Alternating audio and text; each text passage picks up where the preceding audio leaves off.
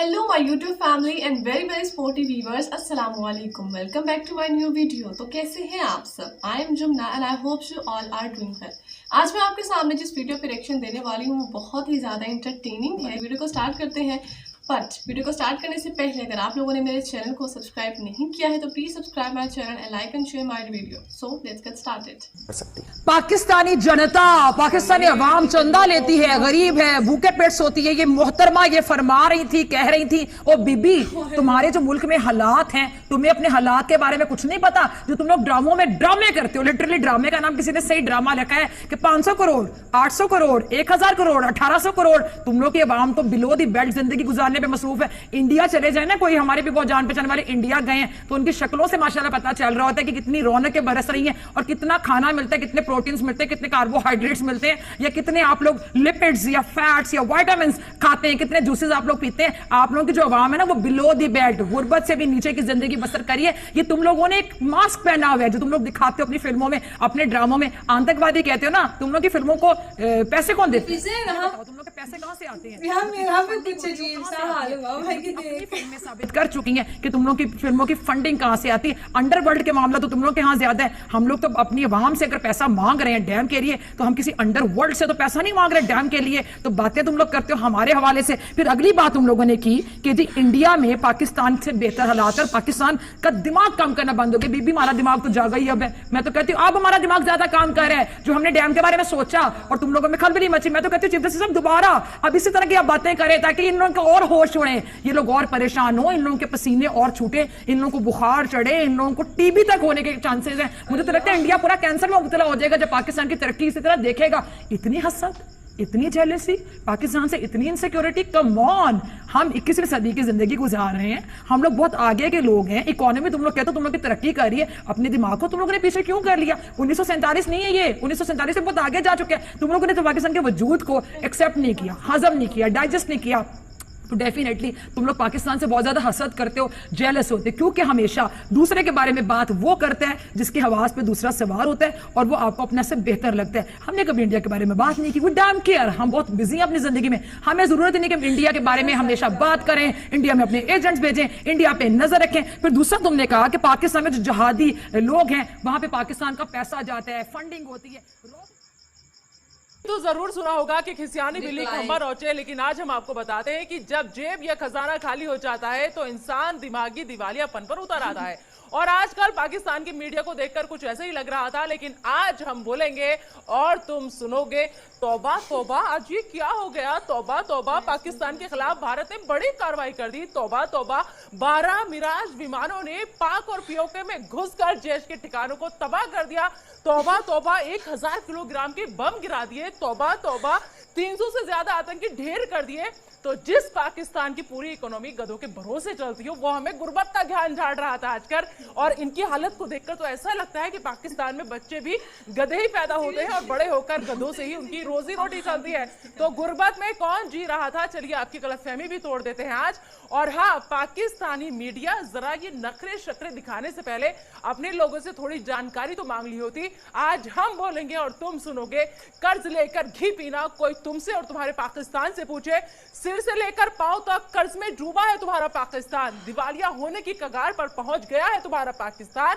हर बार भिखारी की तरह कटोरा उठाया और चले गए अपने मुंह बोले पापा चीन के पास। वैसे तुम लोग चीन से जाकर कहते क्या होगे? पापा पापा हम मरने वाले हैं, खाने के लिए अनाज के दाने तक नहीं है, हमें कुछ दे दो ना। यही ना? तुमने ये तो देखा ही होगा पाकिस्तानी मीडिया की भूखे कुत्ते के आगे जब कोई बोटी डाल देता है तो कुत्ता दुम हिलाने लगता है बोटी डालने वालों के आगे। और एक और गलतफहमी दूर कर देती हूँ तुम्हारे यहाँ का रुपया ना भारत के अठन्नी के बराबर है, प्लीज जाकर पढ़ लो। यानी तुम्हारे यहाँ का क्लास 2 ऑफिसर हमारे यहाँ के ऑटो वाले के बराबर भी नहीं कमाता।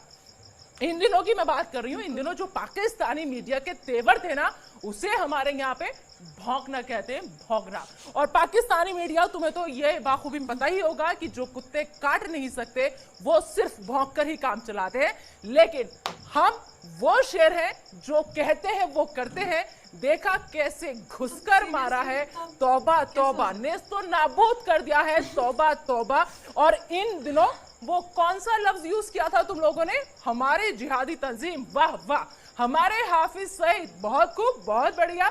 अरे अगर हिम्मत है तो दुनिया को बताओ ना, हम दुनिया के सामने यही तो कह रहे हैं, ये सारे जिहादी तंजीम तुम्हारे हैं, हाफिज सईद को तुमने पाला है। हिम्मत है तो बताओ दुनिया को, ताकि दुनिया भी देखे तुम्हारे जिहादी तंजीम की हकीकत, दुनिया देखे तुम्हारे हाफिज चाचा की हकीकत और तुम्हारी हकीकत। लेकिन दुनिया के सामने तो तुम्हारी गिग्गी बंद हो जाती है।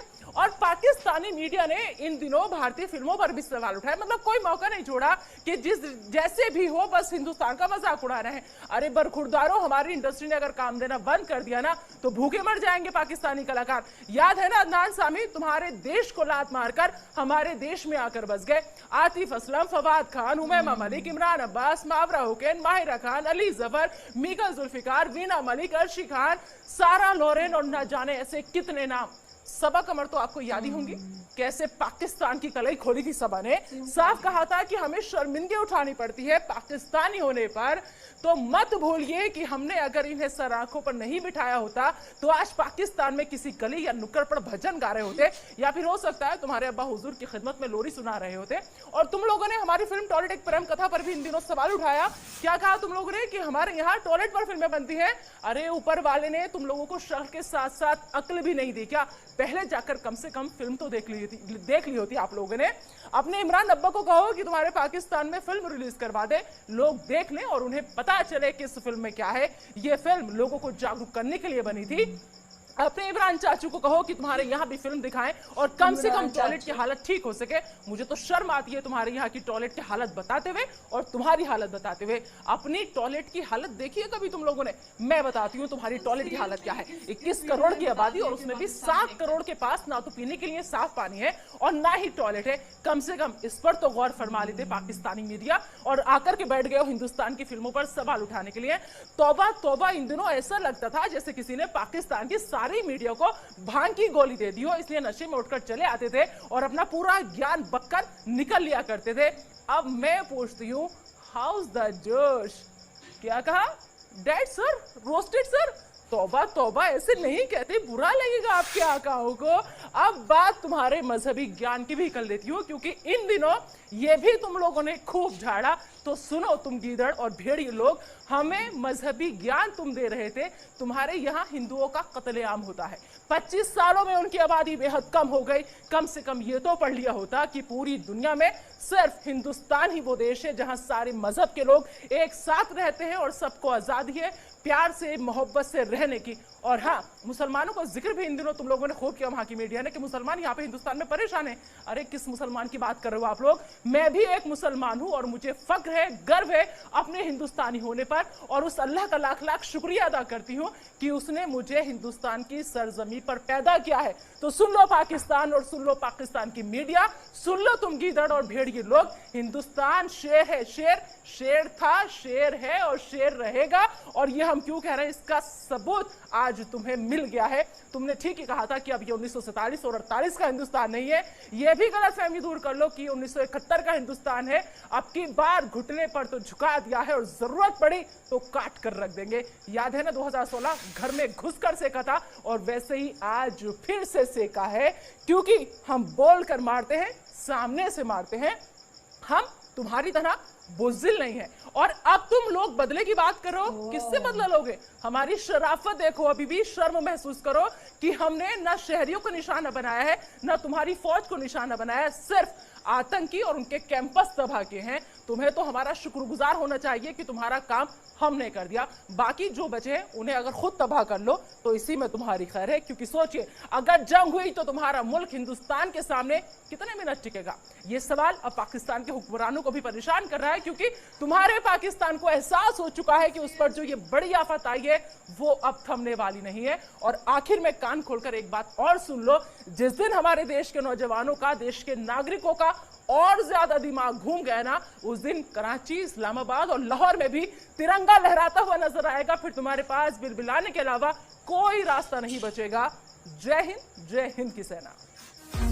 जी व्यूअर्स, वीडियो देखे तो काफी ज्यादा हंसी आ रही थी, जिस तरह फिजा खान बोल रही थी और लड़ रही थी, लग ही नहीं रहा था कि कोई न्यूज। और जैसे फिजा खान बोल रही थी बिना सांस लिए और इतनी भारी आवाज में, मैं तो पहले पहचान ही नहीं पाई। मैंने कहा डर गई थी, नहीं ये कोई जानी पहचानी लगती है, कौन है? कहते फिजा खान है। मैंने कहा इसकी तो आवाज और उनका फेस तो बिल्कुल ही चेंज लग रहा है ना इस मेकअप वीडियो किया हुआ हाँ। ना। और जिस तरह ऐसा बिल्कुल भी मुझसे जाने रहा, बहुत कहते ना पेट में दर्द होने लगी है हंस हंस के।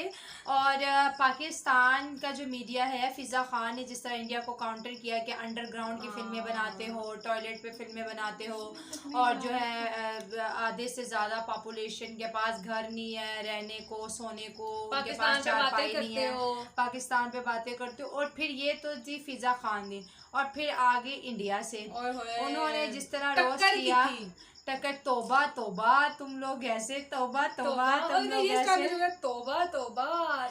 एग्जैक्टली बहुत मज़ेदार वीडियो थी। और जिस तरह काउंटर किया गया, दोनों का अंदाज अपने अपने एतबार से ठीक था, क्योंकि वो जो है पाकिस्तान के फेवर में बोल रही थी और दूसरी एंकर इंडिया के फेवर में बोल रही थी, लेकिन जो सच था वो ज़्यादा इंडिया की तरफ लगा। जैसे कि उनकी करेंसी हमसे हाई है, जैसे कि वहाँ पर टॉयलेट की समस्या ख़त्म हो चुकी है, हमारे पास स्टिल अभी भी है, इवन दो हमारे यहाँ तो पब्लिक टॉयलेट की भी बहुत ज़्यादा कमी है। फिर जैसे उन्होंने डैम वगैरह की बात की, बिल्कुल सही है, इंडिया में डैम्स और इलेक्ट्रिसिटी का बहरान नहीं है, पाकिस्तान में है। तो जो उन्होंने काउंटर चीज़ें की ना वो बिल्कुल ठीक थी। जैसे उन्होंने हीरोज की बात की, ऑब्वियसली बिल्कुल सारे पाकिस्तानियों को इंडिया जो मीडिया था उन्होंने काम दिया, सारे भारत में वहीं पे होती है। अब तो नहीं, अब तो जैसे वो पुलवामा अटैक के बाद सबको निकाल दिया था। अदनान समी है जिसे बोलते हैं, आतिफ असलम को सुपरस्टार बनाने वाले कौन है, इंडिया ही है। फिर राहत फतेह को सुपरस्टार बनाने वाले इंडिया है। फिर मायरा खान होगी, बाकी जितने भी यहाँ के जो अच्छी अदाकारा हैं उन्होंने हमेशा फेवर किया है कि हमने इंडिया इंडस्ट्री में जाना है, वहाँ पे काम करो। इंडिया ने इनको बहुत ज्यादा प्रमोट इंडिया में काम करने से इंसान की वैल्यू डिमांड बढ़ जाती है ना। जैसे अब मायरा शाहरुख के साथ मूवी बना के तो उसकी पाकिस्तान में डिमांड ही आई है, उसको और एक्टर्स के मुकाबले यहाँ पर सबसे ज्यादा पैसे किया जाता है। ओबीसी मतलब कि शाहरुख खान ने मायरा खान के साथ फिल्म बना के उसको एक रैंक दे दिया। तो ये बिल्कुल इसमें कोई दोराहे नहीं है बात, बिल्कुल इसमें कोई शक वाली बात नहीं है कि इंडिया ने पाकिस्तानी स्टार को बहुत ज़्यादा सपोर्ट किया है, उन्हें स्टार बनाया है, उन्हें प्लेटफॉर्म दिया है, उनको अर्निंग करवाई है, उनको अच्छा लाइफ स्टैंडर्ड दिया है। और अब तक ये जो थे सारे स्टार इंडिया में ही बैठे हुए थे। उसके साथ साथ हम बात कर लेंगे इंडिया की इकोनॉमी, भाई पहले भी अच्छी थी और अब भी पाकिस्तान से काफ़ी अच्छी है। मतलब जो फैक्ट है ये नहीं कि मैं इंडिया के फेवर कर रही हूँ और पाकिस्तान को फेवर नहीं करी, मैं कंपैरिजन करूँगी ना कि जो आज के हालात है, इंडिया की करेंसी भी हाई है, इंडिया की पॉलिटिकल जो स्टेबिलिटी है पाकिस्तान से कई गुना बेहतर है। जैसे आर्मी में, फिल्म इंडस्ट्री में, स्पोर्ट्स में, क्रिकेट में, म्यूजिक इंडस्ट्री देख लें, इन सब चीज़ों में इंडिया हमसे बहुत ज़्यादा आगे है। और जो टॉयलेट की वो मूवी बनाई थी, वो मूवी तो इतनी ज़्यादा फ्रूटफुल है कि ऐसे गांव जहाँ पे उनको समझाना थोड़ा मुश्किल होता था, वहाँ पे वही वीडियो दिखाई जाती थी, लोगों को एग्री किया जाता था। इवन इंडिया ने तो लोगों को इस कदर समझे कि एजुकेट करने की कोशिश की है कि सैनिटरी पैड पे भी वीडियो बना दिए ताकि वहाँ की विमेंस को सपोर्ट मिले, उन्हें जो समझ ले बीमारियों से बचाया जाए। तो ये सारी गुड एफर्ट्स हैं इंडिया की, और being a good human being हम इसको बहुत ज़्यादा अप्रिशिएट करते हैं। और किसी के अच्छे काम को अगर आप इनकार करेंगे ना, तो वो आपके इनकार से वो कभी उनका अच्छा काम छुप नहीं पाएगा।